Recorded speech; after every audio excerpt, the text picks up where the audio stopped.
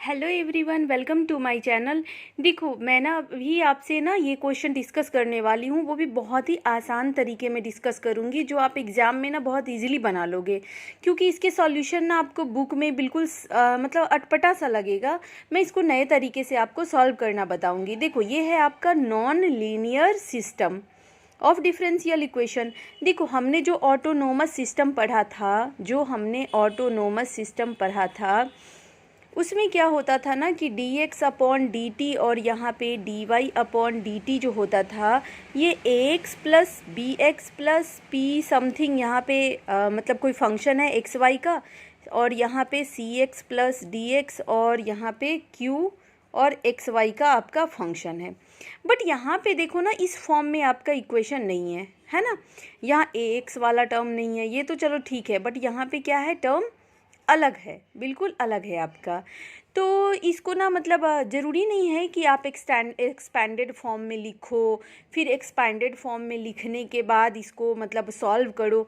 तो इसका ना मैं इजी तरीका बताऊंगी कि किसी भी नॉन लीनियर सिस्टम को ना लीनियरलाइज करके आसान बना के हम उसे कैसे सॉल्व करेंगे। तो सबसे पहले तो एक बात जान जाओ आप कि जो क्रिटिकल पॉइंट है ना, eight critical point dx upon dt और dy अपॉन dt दोनों ही आपका क्या होना चाहिए, ज़ीरो होना चाहिए। ये तो आपके मतलब दिमाग में पहले से होना चाहिए, यानी कि जो साइन x माइनस 4y है ये भी ज़ीरो होना चाहिए, और साइन 2x माइनस 5y ये भी ज़ीरो होना चाहिए। क्लियर है।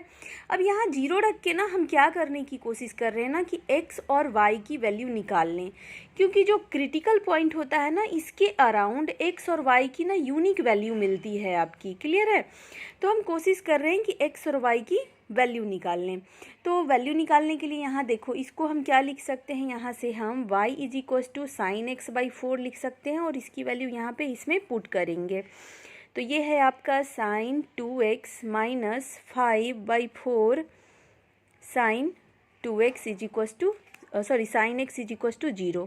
अब ये हो गया आपका क्या, 2 sine x cos x minus 5/4 sine x is equal to 0। Clear है। अब यहाँ से देखो, साइन x को हम कॉमन ले लेंगे तो ये हो जाएगा आपका 2 cos x minus 5 is equal to 0, 5/4 is equal to 0। यानी यहाँ से हमने देखा कि हमारा sine x is equal to 0 आ रहा है और cos x is equal to 5/8 आ रहा है। क्या ये दोनों बात एक साथ पॉसिबल है क्या? आप ज़रा देखो, ये है साइन x और ये है cos x। मैं इसमें ना जनरल सॉल्यूशन की भी बात नहीं कर रही हूँ, सिंपल बात कर रही हूँ। अगर cos की बात करें तो ये क्या होता है, √1 माइनस साइन स्क्वायर x होता है ना भाई। तो यहाँ से इसकी वैल्यू तो 1 आनी चाहिए थी, मगर यहाँ पे इसकी वैल्यू 5/8 आ रही है। यानी कि आपका जो जो आप सॉल्यूशन निकाल रहे हो ना यहाँ पे एक्स और वाई की, इस तरीके से जब हम 0 0 पुट कर रहे हैं तो यूनिक सॉल्यूशन हम नहीं निकाल पा रहे हैं। क्लियर है। तो अब हम क्या करेंगे ना, हम सिंपली क्या करेंगे कि यहाँ पे लीनियरलाइजेशन करेंगे। अब लीनियरलाइजेशन करने का क्या मतलब है, तो हम यहाँ वापस से याद करिए, आपने जो जैकोबियन मैट्रिक्स पढ़ा था ना, वो यहाँ भी आपके काम आएगा। So I am going to introduce Jacobian matrix, और आसानी से इस क्वेश्चन को करेंगे। ठीक है। देखो, जो जैकोबियन मैट्रिक्स है ना, फॉर, सबसे पहले तो हम ये कर क्यों रहे हैं, तो फॉर लीनियरलाइजेशन हम जैकोबियन मैट्रिक्स को यहाँ पे एक ला रहे हैं कॉन्सेप्ट। अब ये जैकोबियन मैट्रिक्स क्या होता है ना, जैसे कि आप यहाँ पे ए और बी निकाल लेते थे ना, कि यहाँ पे ए और बी के फॉर्म में अगर होता था इस फॉर्म में, तो डायरेक्ट हम मैट्रिक्स निकाल के कैरेक्टरिस्टिक इक्वेशन निकाल लेते थे।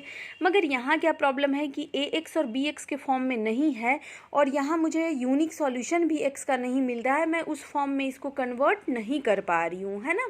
तो जब ऐसा मुश्किल आ जाए, आप उस फॉर्म में कन्वर्ट ना कर पाओ इस वाले फॉर्म में, तो उस केस में हमारी मदद करेगा जैकोबियन मैट्रिक्स। अब ये जैकोबियन मैट्रिक्स क्या कहता है, ये देखो कि जैकोबियन मैट्रिक्स आपका मैंने पहले भी सिखाया था कि अगर ये डबल है, मतलब 2 × 2 का मैट्रिक्स है ना, क्योंकि दो सिस्टम ऑफ इक्वेशन है आपका। यहाँ देखो एक्स और वाई दो ही मतलब टर्म्स है ना इसमें। तो यहाँ पे जो आप बनाओगे, this will be F x, this will be again ये एफ एक्स है और ये एफ वाई है। मैंने पहले भी सिखाया था कि एक्स लिखो वाई लिखो, एक्स लिखो वाई लिखो, पेपर 2 में सिखाया था मैंने। तो ये एफ एक्स है, ये एफ वाई है, दिस इज जी एक्स और जी वाई। जो आपका ये था ना, इसको मैंने एफ माना, एफ एक्स, और इसको मैंने माना है जी एक्स। क्लियर है? अब देखो ज़रा ध्यान से, ये एफ एक्स का मतलब क्या होता है? D upon D X, F यही है ना, और इसका मतलब क्या है? D F upon D Y. यहाँ पे इसका मतलब क्या है? D G upon D X, और इसका मतलब क्या है? D G upon D Y. यहाँ तक कोई दिक्कत नहीं ना? और ये हम सारे के सारे किस पॉइंट पे निकाल रहे हैं? क्रिटिकल पॉइंट पे, 0 पॉइंट पे निकालेंगे। ठीक है, तो हम जैकोबियन जे एक्स वाई जो हमारा होगा वो क्या हो जाएगा? जो आपका एफ एक्स था, सबसे पहले यहाँ एक बार लिख देती हूँ, एफ एक्स है आपका साइन एक्स माइनस 4y, और जो जी एक्स है ना वो है आपका sine 2x minus 5y। Clear है? तो अब इसको ना x के रिस्पेक्ट में जब डिफ्रेंशिएट करोगे तो यहाँ आपको क्या मिलेगा? cos x, और जब इसको y के रिस्पेक्ट में डिफ्रेंशिएट करोगे तो क्या मिलेगा? -4। सिमिलरली जब आप इसको g को x के रिस्पेक्ट में करोगे तो ये मिलेगा आपका 2 साइन 2x, और जब y के रिस्पेक्ट में करोगे तो क्या मिलेगा आपको? -5। क्लियर है ना? तो ये हो गया, इसको ये हो गया cos x, ये हो गया -4, ये हो गया 2 sign 2x, sorry sine 2x का डिफ्रेंशिएट करोगे तो 2, ये साइन क्या बन जाएगा? कॉस बन जाएगा ना भाई, मिस्टेक हो गया, I am so sorry. 2 cos 2x minus 5। अब देखो हमें ना 0 पे निकालना है ना सबकी वैल्यू, तो cos 0 कितना हो जाएगा आपका? 1, और ये रहा -4, अब ये रहा क्या आपका? 2, और ये रहा -5। अब देखो जैसे हम लीनियर में बनाते थे ना, हमारा क्वेश्चन वैसे ही बन गया। आपको कोई नया तरीका सीखने की कोई ज़रूरत नहीं है, ये बिल्कुल सही है आपका। आपको जैकोबियन मैट्रिक्स से सॉल्व कर लेना है। जे एक्स वाई में हमने कन्वर्ट कर लिया। अब हम क्या करेंगे कि हम कैरेक्टरिस्टिक इक्वेशन बनाएंगे जे एक्स वाई का। ठीक है, so characteristic equation of this Jacobian matrix क्या करेंगे हम? अगेन जो आप करते थे ना कि जैसे ए माइनस लेमडा आई करते थे, तो यहाँ लिख दो जे माइनस लेमडा आई, इसका डिटर्मिनेंट 0 करेंगे हम। ठीक, तो ये हो जाएगा आपका क्या? 1 माइनस लेमडा, ये हो जाएगा -4, ये 2, और ये -5 माइनस लेमडा, इसे आपको 0 करना है। फटाफट इसे सॉल्व करेंगे, क्रॉस मल्टीप्लाई करो, -5 + 5 लेमडा माइनस लेमडा, और ये plus lambda square minus +8। Clear है? दैट इज इक्वल टू 0, यानी लेमडा स्क्वायर +4 लेमडा, और यहाँ से -13 इज इक्वल टू 0, है ना? एक सेकेंड, कुछ मिस्टेक हुआ लगता है कैलकुलेशन में। -5, ठीक है, -5 प्लस लेमडा स्क्वायर, ठीक है, फिर क्या है? एक सेकेंड, ये -5 लेमडा है ना?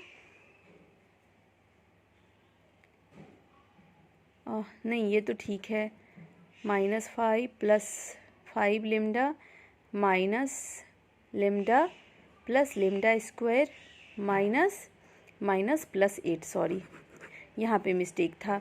तो ये लेमडा स्क्वायर, यहाँ से ये +4 लेमडा और +3, that should be equal to 0। इसे आप सॉल्व करो तो ये 3 लेमडा और लेमडा करके लिख लोगे, फिर इसे फैक्टराइज करोगे तो यहाँ से लेमडा की वैल्यू -3 आ जाएगी, और यहाँ वाले से 1 आ जाएगी, -1। क्लियर है? यानी लेमडा की वैल्यू -1 और -3 आया, बोथ निगेटिव रूट आया, बोथ निगेटिव। इसीलिए हम कहेंगे कि मैंने पहले ही बताया कि दोनों ही रूट अगर रियल हो और निगेटिव हो तो आपका कैसा बनता है, कैसा होता है क्रिटिकल पॉइंट? असिम्प्टोटिकली स्टेबल, दोनों में से एक भी अगर पॉजिटिव होता तो अनस्टेबल हो जाता। ठीक है, तो आई होप एकदम बच्चों की तरह ये वाला मेथड बहुत आसान लगा होगा और अच्छे से आपको समझ में आया होगा। Thank you, keep supporting and watching my channel. Thank you, bye bye.